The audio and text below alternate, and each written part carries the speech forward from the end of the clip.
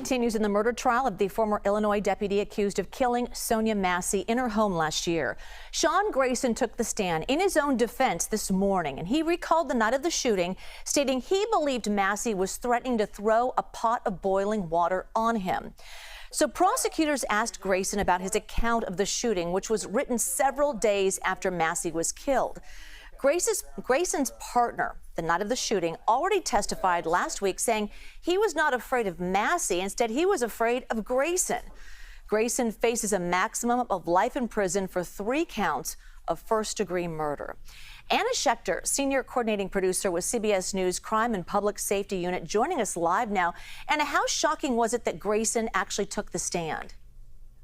Well, I was really surprised this morning. We thought maybe he might, just to give his state of mind, but then boom, 9:05 a.m. he sat in that chair, and we were all, who have been following this case so closely, just really shocked. Wow, Sean Grayson himself is on the stand right now testifying after all of these witnesses have been explaining that Sonia Massey was actually not a threat.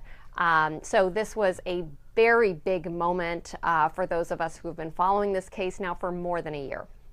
So Grayson said he used his gun rather than a taser because it would have been ineffective during the incident. So a use of force expert also testified that Grayson's decision was justified. So talk about that part of the testimony.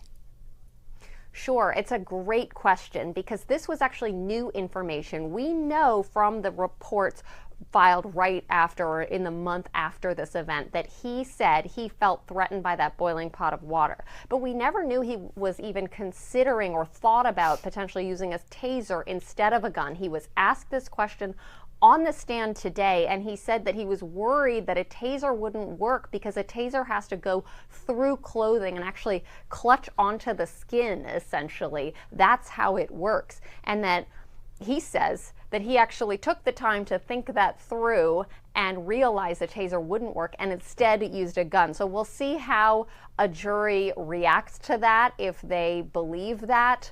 But that jumped out at me today because I've never seen any discussion of a taser being used. But yes, you're absolutely right that the defense did call a use of force expert to the stand who said that Grayson was acting in self-defense and de-escalating the situation by firing that firearm because of that pot of boiling water. That was his take, and the defense is leaning heavily into that. That is essentially their entire defense.